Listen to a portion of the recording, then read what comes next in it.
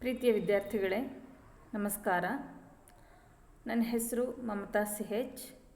ನಾನು ಸರ್ಕಾರಿ ಪ್ರಥಮ ದರ್ಜೆ ಕಾಲೇಜು ಚಿಕ್ಕನಾಯಕನಹಳ್ಳಿಯಲ್ಲಿ ಕನ್ನಡ ಸಹಾಯಕ ಪ್ರಾಧ್ಯಾಪಕಿಯಾಗಿ ಕರ್ತವ್ಯ ನಿರ್ವಹಿಸ್ತಾ ಇದ್ದೇನೆ. ವಿದ್ಯಾರ್ಥಿಗಳೇ, ಈ ದಿನ ನಾನು ನಿಮಗೆ ಪ್ರಥಮ ವರ್ಷದ BCom ಪದವಿ ವಿದ್ಯಾರ್ಥಿಗಳ ಕನ್ನಡ ಭಾಷಾ ಪಠ್ಯದ ಒಂದು ಅಧ್ಯಾಯವನ್ನು ನಾನು ನಿಮಗೆ ತಗೊಳ್ತಾ ಇದ್ದೀನಿ. BCom ತರಗತಿಗಳಿಗೆ ಇರತಕ್ಕಂಥ ಕನ್ನಡ ಭಾಷೆ ಸಾಹಿತ್ಯ ಪಲ್ಲವ. ಸಾಹಿತ್ಯ ಪಲ್ಲವದಲ್ಲಿ ಪ್ರಥಮ ಸೆಮಿಸ್ಟರ್ಗೆ 4 ಘಟಕಗಳನ್ನು ಪ್ರಮುಖವಾಗಿ ಪಠ್ಯವಾಗಿ ಇಟ್ಟಿದ್ದಾರೆ. ಆ 4 ಘಟಕಗಳಲ್ಲಿ ಮೊದಲನೇ ಘಟಕ ಕನ್ನಡ ನಾಡು ನುಡಿ ಚಿಂತನೆ ಅನ್ನುವಂಥ ಪ್ರಮುಖ ವಿಷಯವನ್ನು ಕುರಿತ ಹಾಗೆ ಅದರ ಒಂದು ಅಡಿಯಲ್ಲಿ ಕೆಲವು ಕರ್ನಾಟಕ ನಾಡು ನುಡಿಗೆ ಸಂಬಂಧಪಟ್ಟಂಥ ಲೇಖನಗಳನ್ನು ಹಾಗೆ ಕವನಗಳನ್ನು ಕೊಟ್ಟಿರ್ತಕ್ಕಂಥದ್ದು ಈ ಘಟಕದ ಒಂದು ವಿಶೇಷತೆ.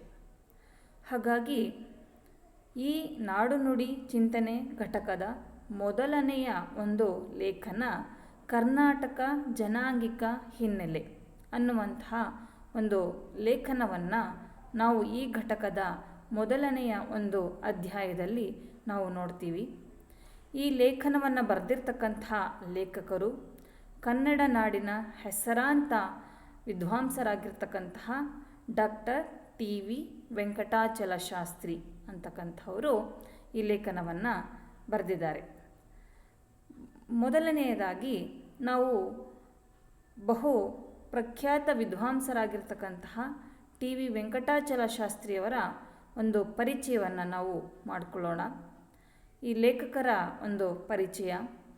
ಇವರ ಒಂದು ಪೂರ್ಣ ಹೆಸರು ತೋಗೆರೆ ವೆಂಕಟಸುಬ್ಬ ಶಾಸ್ತ್ರಿ ವೆಂಕಟಾಚಲ ಶಾಸ್ತ್ರಿ ಅನ್ನುವಂಥದ್ದು ಇವರ ಪೂರ್ಣ ಹೆಸರು. ಇವರು 1933 ಆಗಸ್ಟ್ 26ರಂದು ಬೆಂಗಳೂರಿನ ಸಮೀಪದ ಕನಕಪುರದಲ್ಲಿ ಇವರು ಜನಿಸ್ತಾರೆ. ಹಾಗೆ ಇವರ ಒಂದು ವೃತ್ತಿಯನ್ನು ನಾವು ನೋಡೋದಾದರೆ ಕರ್ನಾಟಕದ ವಿವಿಧ ಕಾಲೇಜುಗಳಲ್ಲಿ ಕನ್ನಡ ಅಧ್ಯಾಪಕರಾಗಿ ಸೇವೆಯನ್ನು ಸಲ್ಲಿಸಿದ್ದಾರೆ. ಹಾಗೆ ಹೈದರಾಬಾದಿನ ಉಸ್ಮಾನಿಯಾ ವಿಶ್ವವಿದ್ಯಾನಿಲಯದಲ್ಲಿಯೂ ಕೂಡ ಇವರು ಅಧ್ಯಾಪಕರಾಗಿ ಸೇವೆಯನ್ನು ಸಲ್ಲಿಸಿದ್ದಾರೆ. ಹಾಗೆ ಕನ್ನಡ ಅಧ್ಯಯನ ಸಂಸ್ಥೆ ಮೈಸೂರು ವಿಶ್ವವಿದ್ಯಾನಿಲಯದಲ್ಲಿಯೂ ಕೂಡ ಇವರು ಸೇವೆಯನ್ನು ಸಲ್ಲಿಸಿರ್ತಕ್ಕಂಥದ್ದು.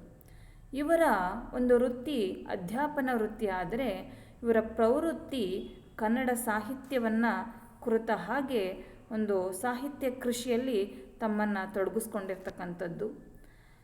ಕನ್ನಡ ನಿಘಂಟಿನ ಸಂಪಾದಕರಾಗಿ ಕನ್ನಡ ಇಂಗ್ಲಿಷ್ ನಿಘಂಟಿನ ಪ್ರಧಾನ ಸಂಪಾದಕರಾಗಿಯೂ ಕೂಡ ಇವರು ತಮ್ಮ ಒಂದು ಕೊಡುಗೆಯನ್ನು ಕೊಟ್ಟಿರ್ತಕ್ಕಂಥದ್ದನ್ನು ನಾವು ನೋಡಬಹುದು. ಹಾಗೆ ಇವರ ಒಂದು ಕೃತಿಗಳನ್ನು ನಾವು ನೋಡೋದಾದರೆ ಇವರ ಪ್ರಮುಖವಾಗಿ ಇವರ ಕೃತಿಗಳು ಹೊಸಗನ್ನಡ ವ್ಯಾಕರಣ, ಶಬ್ದಮಣಿ ದರ್ಪಣ, ಹಳಗನ್ನಡ ವ್ಯಾಕರಣ ಪ್ರವೇಶಿಕೆ. ಅಂದರೆ ಕನ್ನಡ ಭಾಷೆಯ ವ್ಯಾಕರಣಕ್ಕೆ ಸಂಬಂಧಪಟ್ಟಂಥ ಪ್ರಮುಖವಾದಂಥ ಈ ವ್ಯಾಕರಣಶಾಸ್ತ್ರ ಗ್ರಂಥಗಳನ್ನು ಅವರು ರಚಿಸಿದ್ದಾರೆ. ಹಾಗೆ ಇನ್ನಿತರ ಗ್ರಂಥಗಳನ್ನು ನಾವು ಗಮನಿಸಿದಾಗ ಮಹಾಕಾವ್ಯ ಲಕ್ಷಣಗಳು, ಕನ್ನಡ ಚಿತ್ರಕಾವ್ಯ, ಸಾಹಿತ್ಯ ಮಂಥನ, ಕನ್ನಡ ನೇಮಿನಾಥ ಪುರಾಣಗಳ ತೌಲನಿಕ ಅಧ್ಯಯನ, ನಮ್ಮ ಕರ್ನಾಟಕ, ಪ್ರಾಚೀನ ಕನ್ನಡ ಸಾಹಿತ್ಯ ಅನ್ನುವಂಥ ಪ್ರಮುಖ ಇನ್ನಿತರ ಕೃತಿಗಳನ್ನು ಇವರು ರಚಿಸಿ ಕನ್ನಡ ಒಂದು ಸಾಹಿತ್ಯ ಕ್ಷೇತ್ರಕ್ಕೆ ತಮ್ಮದೇ ಆದಂಥ ಒಂದು ಅನನ್ಯವಾದಂಥ ಒಂದು ಕೊಡುಗೆಯನ್ನು ಕೊಟ್ಟಿರ್ತಕ್ಕಂಥದ್ದು. ಹಾಗೆ ಕನ್ನಡ ವ್ಯಾಕರಣಕ್ಕೆ ಸಂಬಂಧಪಟ್ಟ ಹಾಗೆ ಅಥವಾ ಒಂದು ಮಹಾಕಾವ್ಯಗಳಿಗೆ ಸಂಬಂಧಪಟ್ಟ ಹಾಗೆ ಮಾತ್ರ ಇವರು ಸಾಹಿತ್ಯ ರಚನೆಯನ್ನು ಮಾಡಿಲ್ಲ. ಹಾಗೆ ಕನ್ನಡ ಛಂದಸ್ಸಿಗೆ ಸಂಬಂಧಪಟ್ಟ ಹಾಗೆ ಕೂಡ ಪ್ರಮುಖವಾದಂಥ ಒಂದು ಛಂದೋ ಗ್ರಂಥಗಳನ್ನು ಇವರು ರಚನೆ ಮಾಡಿದ್ದಾರೆ. ಇವತ್ತಿಗೂ ಕೂಡ ಇವರ ಗ್ರಂಥಗಳು ವ್ಯಾಕರಣ ಗ್ರಂಥಗಳಾಗಿರಬಹುದು ಅಥವಾ ಕನ್ನಡ ಛಂದಸ್ಸಿನ ಗ್ರಂಥಗಳಾಗಿರಬಹುದು ಇವತ್ತಿನ ಒಂದು ವಿದ್ಯಾರ್ಥಿಗಳಿಗೆ ಬಹುಮುಖ್ಯವಾದಂಥ ಒಂದು ಮಾಹಿತಿಯನ್ನು ಅವು ನೀಡುವಂಥದ್ದನ್ನು ನಾವಿಲ್ಲಿ ಉಲ್ಲೇಖಿಸಬಹುದು. ಅಂಥವುಗಳಲ್ಲಿ ಕನ್ನಡ ಛಂದಸ್ಸಿಗೆ ಸಂಬಂಧಪಟ್ಟ ಹಾಗೆ ಅವರು ರಚನೆ ಮಾಡಿರ್ತಕ್ಕಂಥ ಗ್ರಂಥಗಳನ್ನು ನಾವು ಗಮನಿಸೋದಾದರೆ ಕನ್ನಡ ಛಂದಸ್ಸು, ಕನ್ನಡ ಛಂದೋವಿಹಾರ, ಕನ್ನಡ ಛಂದೋಸ್ವರೂಪ ಅನ್ನುವಂತಹ ಪ್ರಮುಖ ಗ್ರಂಥಗಳನ್ನು ಅವರು ರಚನೆ ಮಾಡಿದ್ದಾರೆ. ಹಾಗೆ ಇವರು ಗ್ರಂಥ ಸಂಪಾದನೆಯನ್ನು ಕೂಡ ಮಾಡಿರ್ತಕ್ಕಂಥದ್ದು ಬಹಳ ಮುಖ್ಯವಾದಂಥ ಒಂದು ವಿಷಯ. ಅವರ ಗ್ರಂಥ ಸಂಪಾದನೆಯ ಒಂದು ಗ್ರಂಥಗಳನ್ನು ನಾವು ಗಮನಿಸಿದಾಗ ಶಬ್ದಾರ್ಥ ವಿಹಾರ, ಗ್ರಂಥ ಸಂಪಾದನಾ ಪರಿಭಾಷಾ ಪದಕೋಶ ಅನ್ನುವಂತಹ ಗ್ರಂಥ ಸಂಪಾದನೆಯ ಕೃತಿಗಳನ್ನು ನಾವಿಲ್ಲಿ ಹೆಸರಿಸಬಹುದು. ಹಾಗೆ ಅವರ ಒಂದು ಸಾಹಿತ್ಯ ಕೃಷಿಯಲ್ಲಿ ನಾಟಕಗಳನ್ನು ಕೂಡ ನಾವಿಲ್ಲಿ ನೋಡಬಹುದು. ಆ ನಾಟಕಗಳು ನಾವು ಗಮನಿಸಿದಾಗ ಕಂಸ, ಹೊಸಗನ್ನಡ ಮಿತ್ರವಿಂದ ಗೋವಿಂದ ಅನ್ನುವಂತಹ ನಾಟಕಗಳನ್ನು ಕೂಡ ಇವರು ರಚನೆ ಮಾಡಿದ್ದಾರೆ. ಹೀಗೆ ಕನ್ನಡ ಸಾಹಿತ್ಯ ಕ್ಷೇತ್ರದ ವಿವಿಧ ಪ್ರಕಾರಗಳಲ್ಲಿ ತಮ್ಮನ್ನು ತೊಡಗಿಸ್ಕೊಂಡಿದ್ದಂತಹ ವೆಂಕಟಾಚಲ ಶಾಸ್ತ್ರಿಯವರು ತಮ್ಮದೇ ಆದಂತಹ ಒಂದು ಸಾಹಿತ್ಯ ಕೃಷಿಯ ಮೂಲಕ ತಮ್ಮ ಒಂದು ಸಾಹಿತ್ಯ ಪ್ರತಿಭೆಯ ಒಂದು ಅನಾವರಣವನ್ನು ಮಾಡಿದ್ದಾರೆ ಅಂತೇಳಿ ನಾವಿಲ್ಲಿ ಹೇಳಬಹುದು. ಇನ್ನು ಇವರ ಸಾಹಿತ್ಯ ಕೃಷಿಗೆ ಸಂಬಂಧಪಟ್ಟ ಹಾಗೆ ಇವರಿಗೆ ದೊರೆತಂಥ ಒಂದು ಪ್ರಶಸ್ತಿಗಳನ್ನು ನಾವು ಗಮನಿಸಿದಾಗ ರಾಷ್ಟ್ರಪತಿ ಸಮ್ಮಾನ ಪ್ರಶಸ್ತಿ, ವಾಗ್ದೇವಿ ವಾಗ್ಮಯ ರತ್ನ, ಶ್ರೀ ಜಯಚಾಮರಾಜೇಂದ್ರ ಪ್ರಶಸ್ತಿ, ರನ್ನ ಪ್ರಶಸ್ತಿ, ಹೊಯ್ಸಳ ಪ್ರಶಸ್ತಿ, ಮಾಸ್ತಿ ಪ್ರಶಸ್ತಿ ಇನ್ನು ಮುಂತಾದ ಪ್ರಮುಖ ಪುರಸ್ಕಾರಗಳು ಇವರಿಗೆ ದೊರೆತಿರ್ತಕ್ಕಂಥದ್ದು. ಇವರಿಗೆ ಅವರ ಸಾಹಿತ್ಯಕ್ಕೆ ಕೊಟ್ಟಿರ್ತಕ್ಕಂಥ ಒಂದು ಗೌರವ ಅಂತಲೇ ನಾವಿಲ್ಲಿ ಹೇಳಬಹುದು.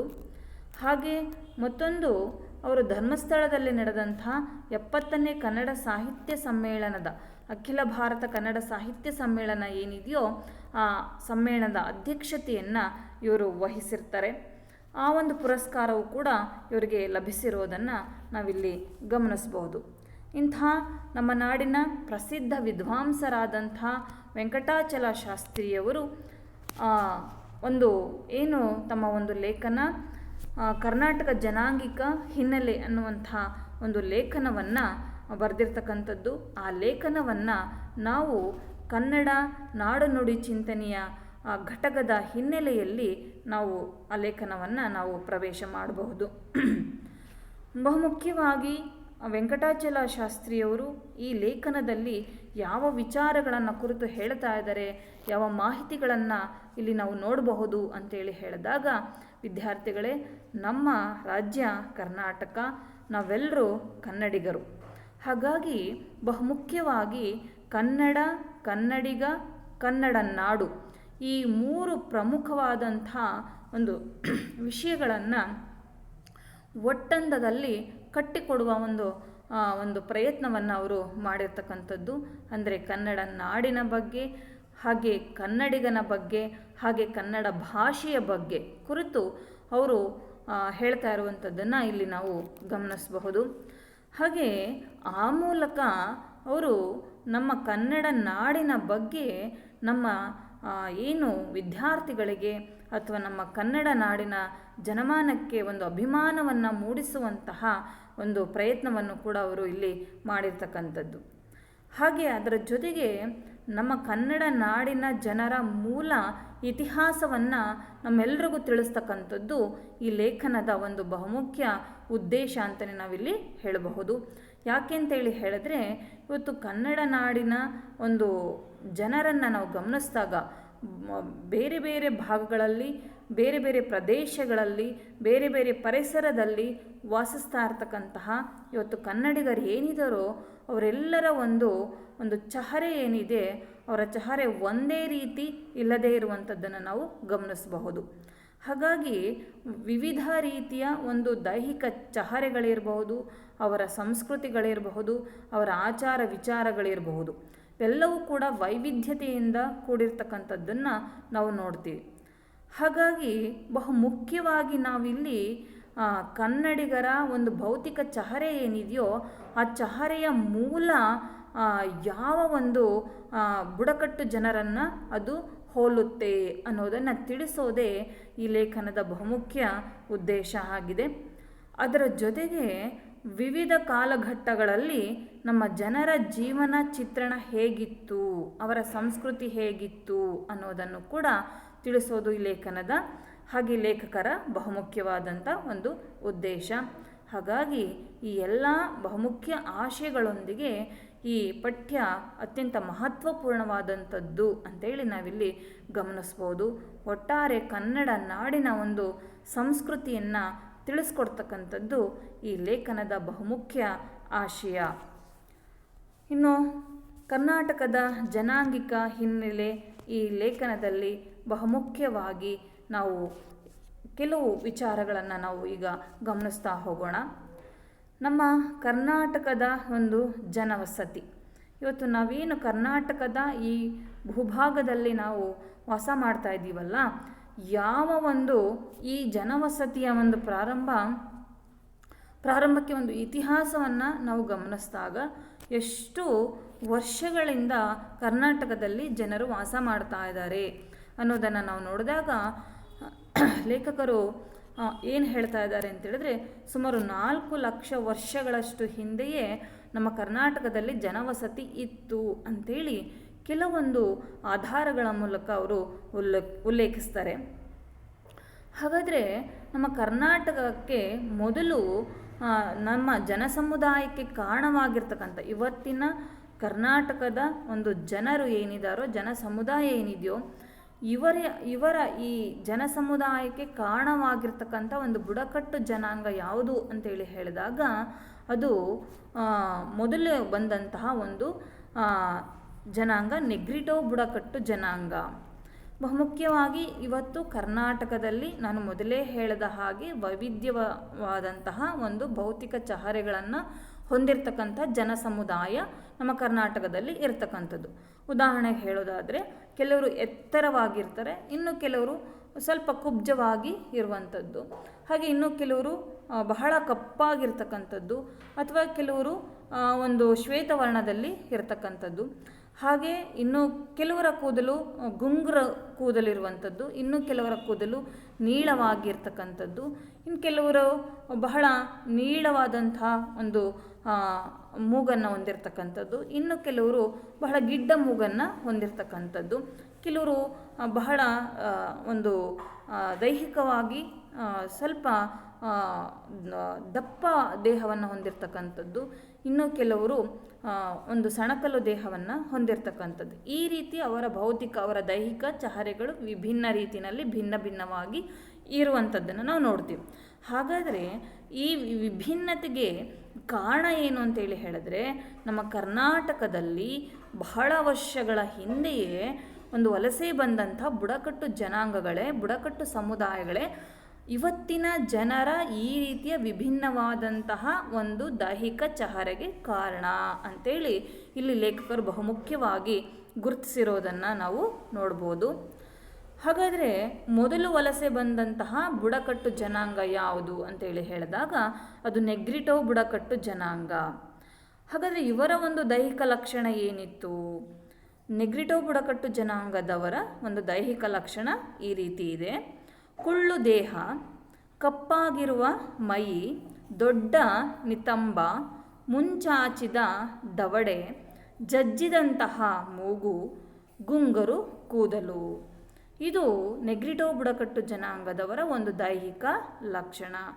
ಇವತ್ತು ಈ ರೀತಿಯ ಒಂದು ಲಕ್ಷಣಗಳಲ್ಲಿ ಕೆಲವು ಲಕ್ಷಣಗಳನ್ನು ಹೊಂದಿರತಕ್ಕಂಥ ಜನರನ್ನು ನಾವಿವತ್ತು ಕರ್ನಾಟಕದಲ್ಲಿ ನಾವು ನೋಡಬಹುದು. ಹಾಗಾಗಿ ಆ ಒಂದು ಸಮುದಾಯ ಅಥವಾ ಆ ಜನರ ಒಂದು ಮೂಲವನ್ನು ನಾವು ಗಮನಿಸಿದಾಗ ಬಹುಶಃ ಅವರು ನೆಗ್ರಿಟೋ ಬುಡಕಟ್ಟು ಜನಾಂಗದ ಯಾವುದೋ ಒಂದು ತಲೆಮಾರು ಅಂತೇಳಿ ನಾವಿಲ್ಲಿ ಹೇಳಬಹುದು. ಇವರು ಸೂಕ್ಷ್ಮ ಶಿಲಾಯುಗ ಅಥವಾ ಪಟ್ಟೆ ಚಕ್ಕೆ ಶಿಲಾಯುಗದ ಜನರು ಇವರೇ ಇರಬಹುದು ಅನ್ನುವಂಥ ಒಂದು ಊಹೆಯನ್ನು ಕೂಡ ಇಲ್ಲಿ ಲೇಖಕರು ಮಾಡಿದ್ದಾರೆ. ನೆಕ್ಸ್ಟು ಅವರ ನಂತರ ಬಂದಂತಹ ಒಂದು ಬುಡಕಟ್ಟು ಜನಾಂಗ ಯಾವುದು ಅಂತೇಳಿ ಹೇಳಿದಾಗ ಆಸ್ಟ್ರಲಾಯ್ಡ್ ಬುಡಕಟ್ಟು ಜನಾಂಗ. ಇವರ ಲಕ್ಷಣವನ್ನು ನಾವು ಗಮನಿಸೋದಾದರೆ, ಇವರು ಸುಮಾರು ಕಪ್ಪಾದ ಮೈಬಣ್ಣ. ನೋಡಿ, ಅವರು ದಟ್ಟವಾದ ಕಪ್ಪು ಮೈಬಣ್ಣವನ್ನು ಹೊಂದಿದ್ರೆ ನೆಗ್ರಿಟೋ ಬುಡಕಟ್ಟು ಜನಾಂಗ, ಇವರು ಸುಮಾರು ಕಪ್ಪಾದ ಮೈಬಣ್ಣವನ್ನು ಹೊಂದಿರ್ತಾರೆ. ಮತ್ತು ಅತಿ ಎತ್ತರವಲ್ಲದ ನಿಲುವು ಅಂತ ಹೇಳಿದ್ರೆ ತುಂಬ ಎತ್ತರನೂ ಅಲ್ಲ, ಹಾಗಂತ ತುಂಬ ಕುಳ್ಳನೂ ಅಲ್ಲ. ಸಾಮಾನ್ಯ ಒಂದು ಸ್ಥಿತಿನಲ್ಲಿ ಇರ್ತಕ್ಕಂತಹ ಎತ್ತರದ ಸ್ಥಿತಿಯಲ್ಲಿರುವಂತಹ ಒಂದು ನಿಲುವು, ಸ್ವಲ್ಪ ಮುಂಚಾಚಿದ ಒಂದು ಮೂತಿ, ಹಾಗೆ ಕಿರಿದಾದಂತಹ ಹಣೆ, ದಪ್ಪ ಮೂಗು, ಅಲೆಯಾಗಿ ಹಬ್ಬುವ ಸಾಧಾರಣ ಗುಂಗುರು ಕೂದಲು. ಇದು ಆಸ್ಟ್ರಲಾಯ್ಡ್ ಬುಡಕಟ್ಟು ಜನರ ಒಂದು ಲಕ್ಷಣ. ಇವತ್ತು ಕೂಡ ನಾವು ಈ ರೀತಿಯ ಒಂದು ಚಹರೆಯನ್ನು ಹೊಂದಿರತಕ್ಕಂಥ ಕರ್ನಾಟಕದ ಜನರನ್ನು ನಾವು ನೋಡಿದಾಗ ಇವರ ಮೂಲವನ್ನು ನಾವು ಆಸ್ಟ್ರಲಾಯ್ಡ್ ಬುಡಕಟ್ಟು ಜನರಲ್ಲಿ ನಾವು ಗುರುತಿಸಬಹುದು.